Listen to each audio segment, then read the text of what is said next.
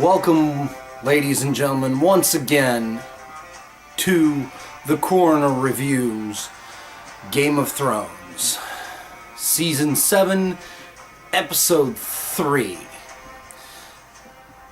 We kind of find ourselves currently in Westeros in a very precarious position because Daenerys knows she needs Jon Snow very badly, especially with the Greyjoys killed or captured, the Martells killed or captured, and nobody knows what's happened to Theon. It's a rather curious thing that Tyrion is trying to plan out how to take apart the Lannister army, how to dismantle Cersei. But the bad part is he should know. This is the part that irritates me. He should know exactly how his brother thinks because they were closest. Of all the Lannister family, Tyrion and Jaime were close. Jaime loved Tyrion. Tyrion loved Jaime. Really depended on his own older brother. Looked up to him, loved him. Faults and all.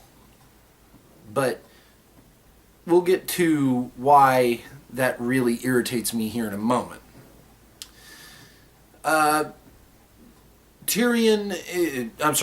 Daenerys is receiving the words from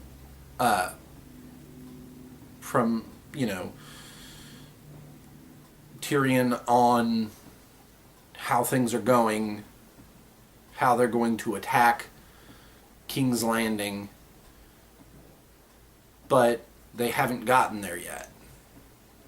And Jon Snow arrives at Dragonstone.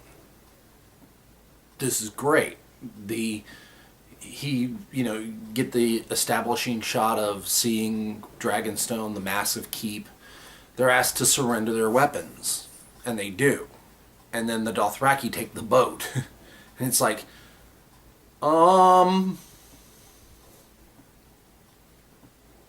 you might want to be a little afraid.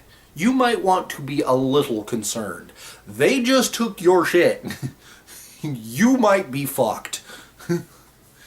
So, Jon Snow goes and sees Daenerys and says, listen, I did not come here to bend the knee. I'm not here to, just do what you say. Because I am Jon Snow. I am not Jon Stark. I don't have to honor my forefathers' promises. And I believe it was a Stark that helped Robert Baratheon take down the Mad King. So, I don't know you. I don't trust you. Why should I? And likewise, Daenerys is like, you bring up a good point. You don't know me, and I don't know you. Then again, I am the rightful queen of the Seven Kingdoms, and you saying you're the king of the northernmost kingdom are in open rebellion. It's like, this is what's happening. Now, it is in my head that I kind of picture this scene taking place while Varys talks to Melisandre. And Melisandre's like, and he's like, shouldn't you really advocated for Jon Snow to be here? Why are you not down with Jon Snow? Why aren't you, hey buddy, thanks for coming. I told them they needed to hear it from you. And that's pretty much what Jon Snow was doing. He was at every turn no, yeah, we could go on ahead and fight Cersei, and you could go on ahead and take it in a day and wouldn't need me, but there's a bigger army coming. There's something worse on its way. You need to focus on this. I'll focus on it as soon as I get the throne. I'll have to. But she says to him, Lord Snow doesn't really like me. He's not really a fan.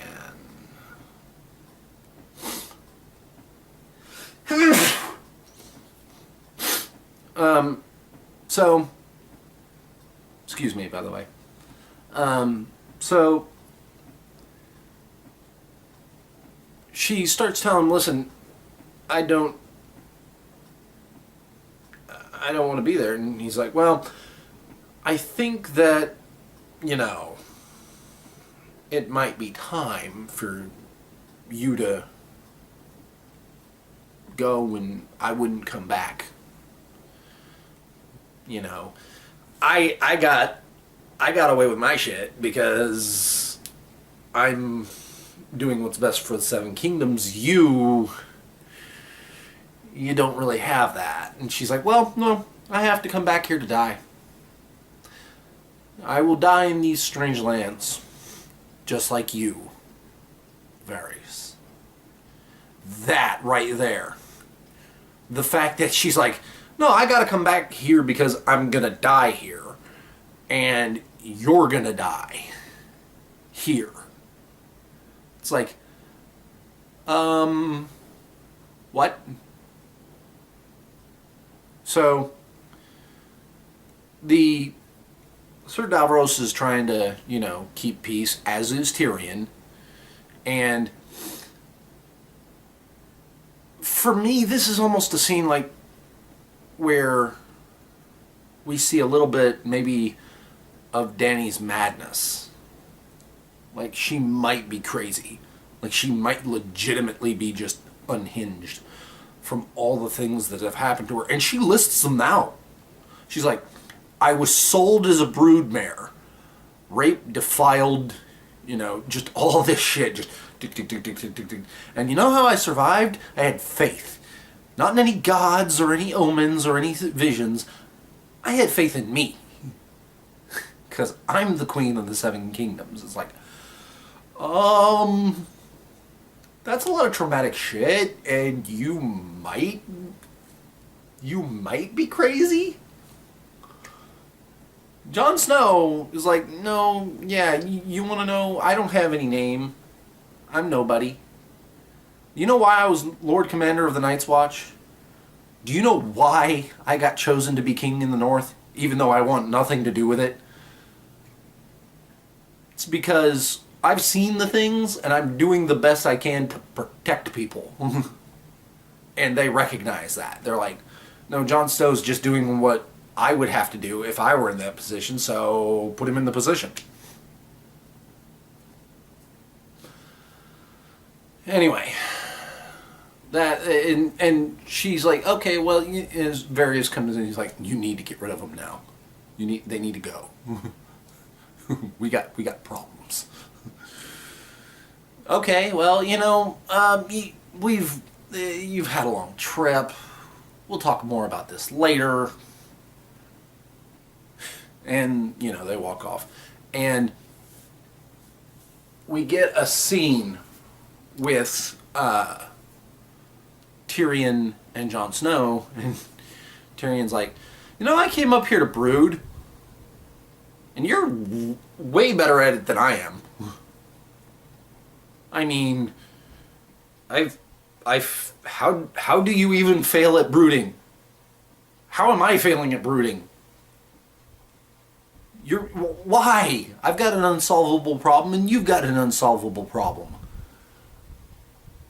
You want to go back to your kingdom. You want to fight the armies of the dead. Be they real or not, I don't know. I don't care. But I have to get Daenerys in without a major war happening. And that's going to be difficult. So he's like, listen, I'm just here because I need the weapons. You know? I mean, I'll give this foolishness up because I don't want to be in this position. I don't want to be King in the North. But I have to defend against the White Walkers. And they're coming faster than Cersei is. And so we get a scene where it jumps to Tyrion telling Daenerys, like, listen, he wants dragon glass, obsidian, volcanic rock, volcanic glass. He wants to mine it and forge it into weapons. Because apparently it's the only thing that can either harm, kill, destroy. The nomenclature's not really clear on that one. Those White Walkers. So, what? So he claims that there's these things? Yeah, well, why should I give it to him? He's not helping me. Well, that's the thing. You give him something that if he's right, he gets what he wants and he's indebted to you. If he's wrong and it's worthless rock, give it to him anyway. You've given him something by giving him nothing. And that right there is like, okay, you've set, especially after Daenerys goes and talks with Jon, she then gives him permission to mine and forge dragon glass from Dragonstone. And it's like, you've given Jon what he needs for now.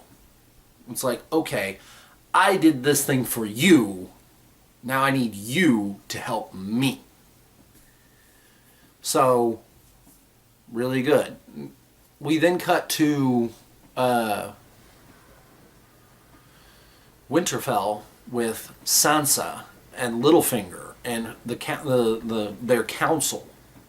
It's like, okay, listen, we got to prepare for the eventuality that Winterfell will become the epicenter of activity here very, very soon. If we don't, we're going to be screwed. So, how long would our stores last us? Oh, they'd last us a long time. No. How long?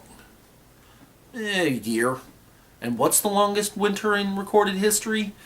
I don't know. I'd have to check with the Maester's records because he kept really good ones. So I'd have to. You do that and then triple what we have. Start gathering in everything because they're gonna come here. We're gonna have armies here at Winterfell. You need to be prepared for that to feed them. Okay? Get lost. Oh, we're walking through the armory yard. They're forging breastplates.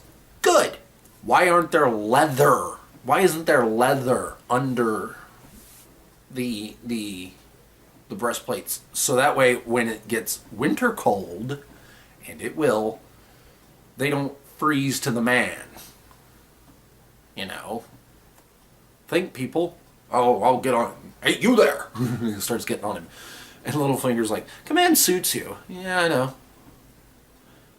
And then they're talking as they walk, and the line that he feeds her is, you have to be able to think of all possibilities. Everything all at once, all the time. So that way, in case something comes up, you're not surprised because you've seen it. You knew it was coming.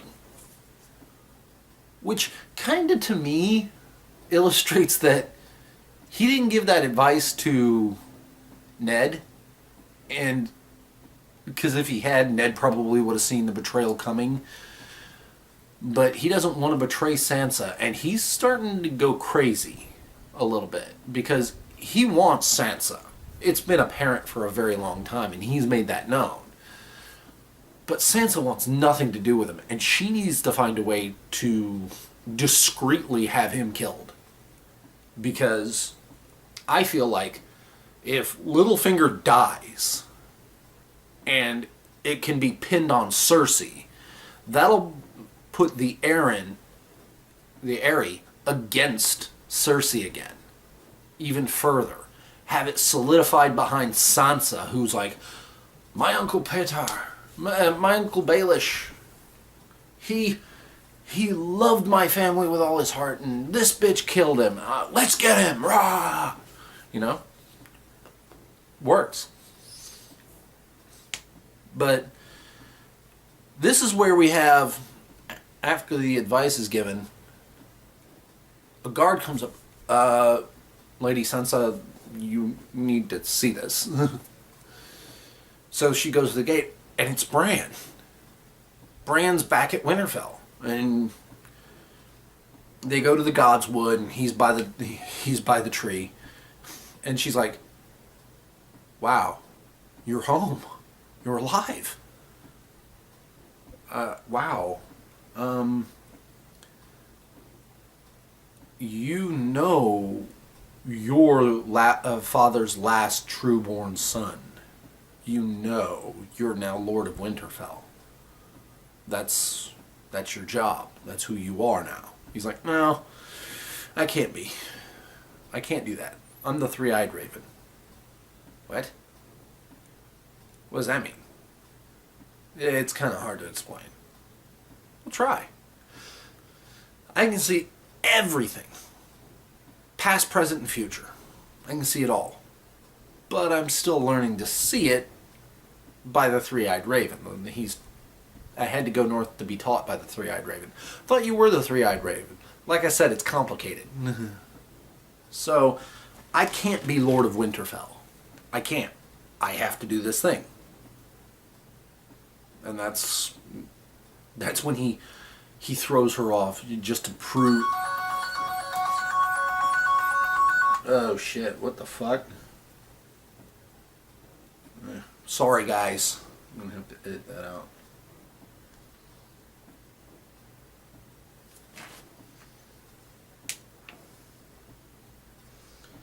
Nine, 3, 6.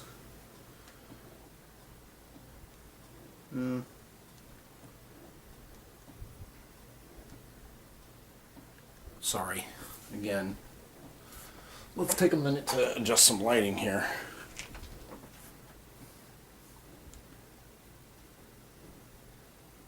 Okay. So, it's in this spirit that we now travel back to the Citadel, where the Archmaester is examining Ser Jorah and goes, "Well, I don't know what's going on here, but it looks like somebody, took out the top layer of the skin and put something on the underlying to kill the infection. What did you do?" I figured it was just the rest that did it. The rest. And the climate. The climate, huh? Okay, Ser Jorah. As you are no longer infectious, you're no longer infected, you need to get the fuck out of here. Because this room is needed for people who are actually sick, and you're not sick anymore. So, be gone. So, Ser Jorah leaves. Or Ser Jorah's getting ready to go, and Archmaester's like, "By the way, Sam, I'm going to need you in my study this evening. Okay? Okay." He's like, and Jorah's like, "Alright, well, I guess I gotta go. Yeah? Well, what are you going to do?" "Well, I had nothing back before Daenerys. I thought that I was a dead man, and then she gave me a reason to live. So I got to go back to her now that I'm cured. So that's what I'm doing. How will I repay you, though? Don't worry about it. Your father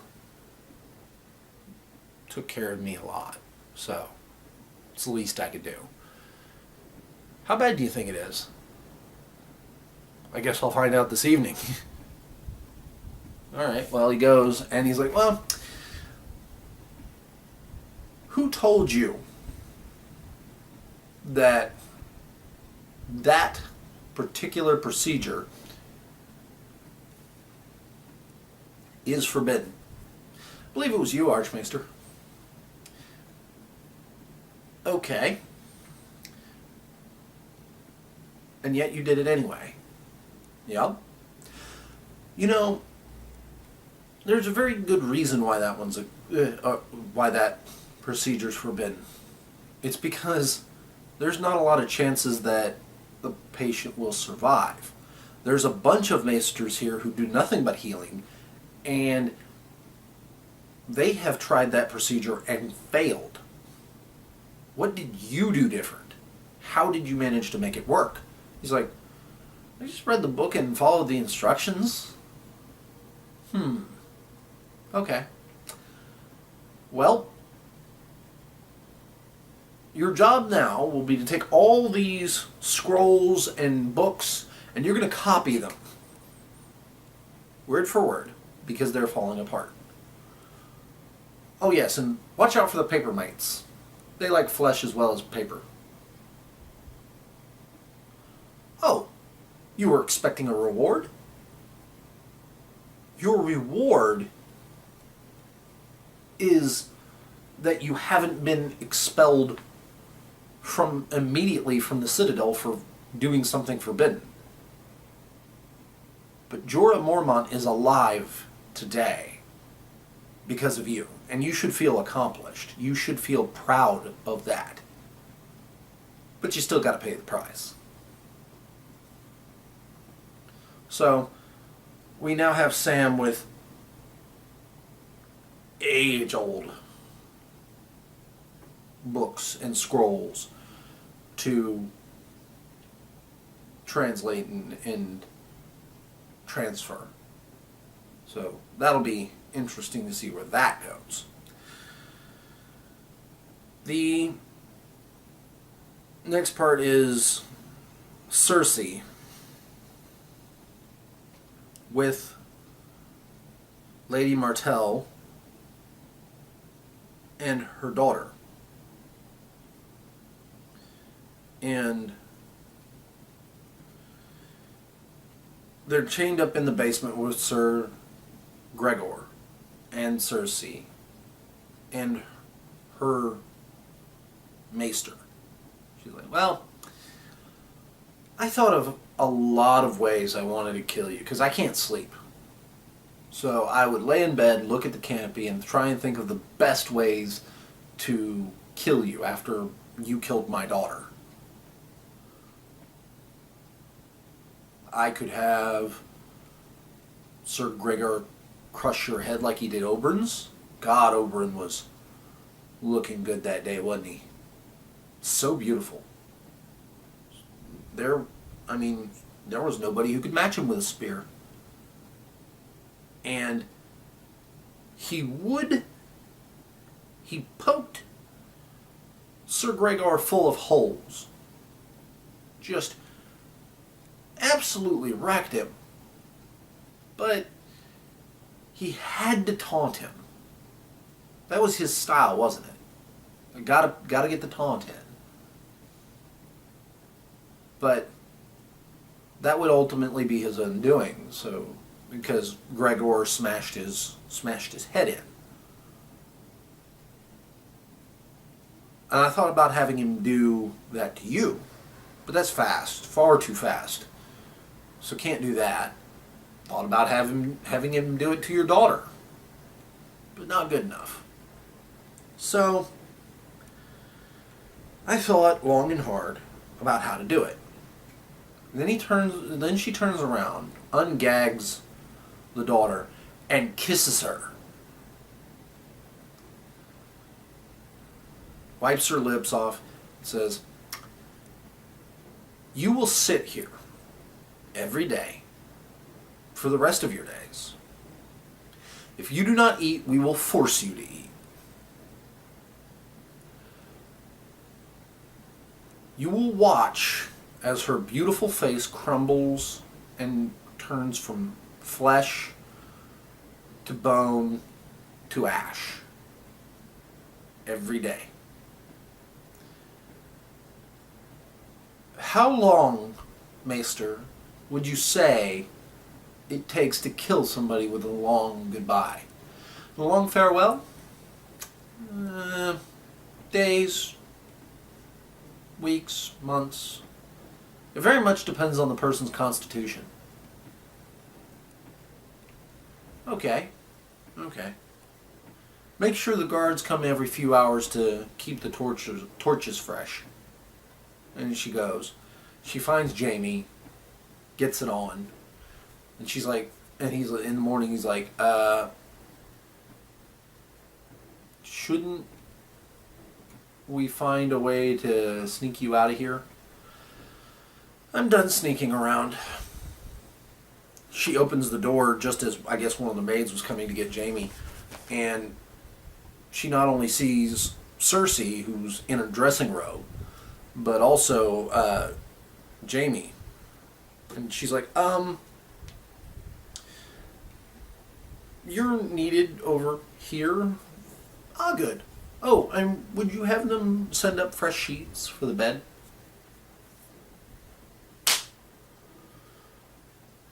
Cersei has become unhinged.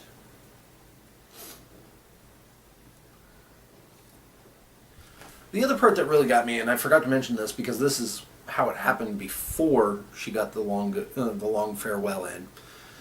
Euron rides up to the Red Keep. He's got Lady Greyjoy on a collared, shackled leash, riding through the streets, and same with the Martells. And he gets up there, he's like, "Listen,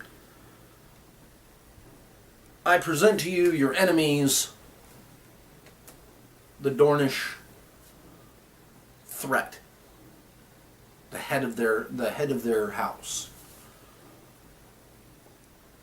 You are most assuredly very capable. You are now the admiral of our naval fleet. And with the both of you, both you and Jamie heading our armies, you holding our heading our naval forces, we will definitely crush Daenerys."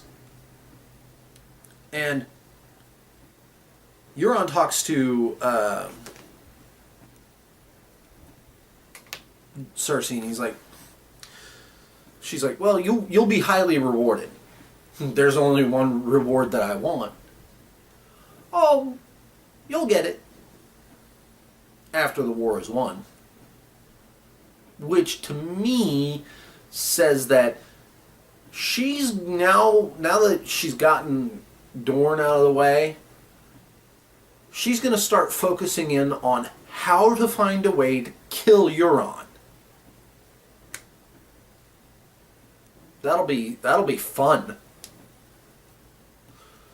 He talks to Jamie. He's like, "Listen, I want to talk with you, as brothers, about her when we get a moment. And I want to know about her. I want to know, does she like it gentle or rough? From behind, maybe? On top? A finger in the bum?" No. Don't say anything. We'll talk later. Just, wow! Euron, you madman! The absolute madman did it! What? You're gonna say... The fact that he doesn't even have a fuck to give about it. Just that he knows, and he's just right up front with it, like, no, we know you fuck your sister. I'm gonna be all about it. It is amazing. But we then transition to Tyrion talking about the Unsullied taking Casterly Rock. So we've got Tyrion, who's now invaded Casterly Rock with the Unsullied. He is talking over the image of these people trying to get in, over the image of the Unsullied trying to get in, and they're assaulting the walls. They're trying hard to kill the Lannisters that are there, and he's like, listen, they're going to have 3 times our number. They're going to be well armored. I know every inch of that because my father built it from ruin to repel armies. And there's one thing he didn't do himself, and that was the sewers, because that was beneath him. So he gave it to the lowest person he could find, me. So I rebuilt the sewers from nothing. And I added in a little extra for me. Did what I had to do, because I kept low company, because I was low in his eyes. And he had very specific rules. He didn't want, no whores in my house. I don't want to see them. So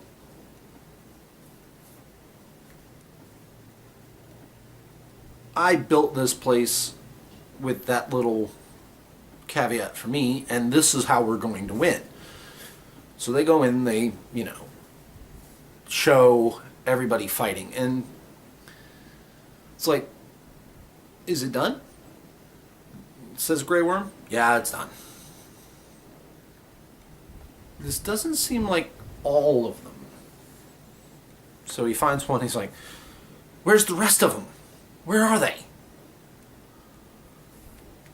And it turns out that, like I said earlier, Tyrion should have known. It should have been apparent. It should have been obvious that Jaime wouldn't stay stationary. He wouldn't stay still. Because the next shot we get is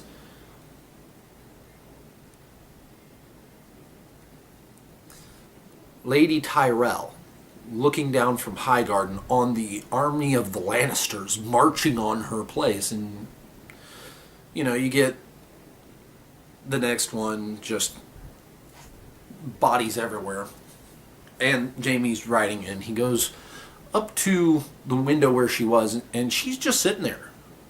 He's like, it's over then? It is. Did we fight well? As well as could be expected. Makes sense. Golden roses indeed. Pile of rubbish. Everything I ever did, no matter how, how unsavory, how bad it was, I did it all in the name of keeping House Tyrell safe. I did what I had to do. But your sister has gone to an unimaginable length. And you have to see that, don't you? Well, one might say so, but I don't know. Oh, you really love her, don't you? You really, really love her. Ah, poor fool.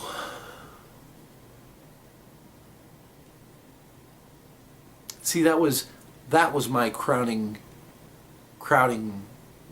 prize mistake. underestimating Cersei and the lengths she would go to. But don't suppose it matters now.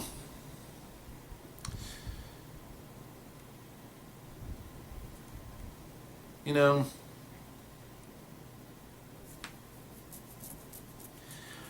so how does this end? Well, Cersei had several ideas. She wanted to have you whipped and beaten through the streets, to be beheaded, flayed alive, and mounted on the castle walls of the Red Keep. Talked her out of that. Talked her out of a lot of the bad things, the really bad stuff. So, in the end, it's going to be this. And he pulls out a little vial, unstoppers it, pours it in the wine that he poured, stoppers it, puts it back in his belt, slides the glass over to her. Will there be pain? No. I saw to that. Thank God. And she just, in all of it, sets it down. She's like, you know, I can't, I feel really bad about Joffrey. See, it must have really hurt when you saw him, you know, clawing at his neck, eyes bulging, face purple. Because, you see, I'd never used that poison before, so I didn't know what it did. Yeah, no. I poisoned Joffrey. You go tell Cersei so she knows. I want her to know that it was me. And Lady Tyrell dies. So, we now have Highgarden, which is what Daenerys certainly didn't want to have happened in the hands of the Lannisters, whilst the seat of House Lannister, the power of it, has been taken by Daenerys. And the Bank of Bravos has come for their debt, because the Iron Throne owes quite a lot of money to Bravos. And Cersei has now promised that in a fortnight the debt will be paid in full. And now I see that she really kind of is right. She holds House Tyrell. So there's a lot of money and a lot of power there. Depending on kind of how Cersei wants to go about this fighting, it could very well be that she wins. But I don't think so. I think that very soon Jon will do what is necessary. He will say, listen, you gave me the dragon glass, and if you think, Tyrion thinks, so I will trust Tyrion, because I do. I know it. It was his word that brought me here, against all advice. So I will side with Tyrion. If you can tell me how we're planning on getting there, I'll help you get there. Fact is, but the fact is, I will not bend the knee. I won't do it. We will be allies, as ever. I will help you, because it's the right thing to do. If you can crush Cersei quickly, if you can promise me that the people that are going to be in the way in King's Landing will be safe, I'll do it.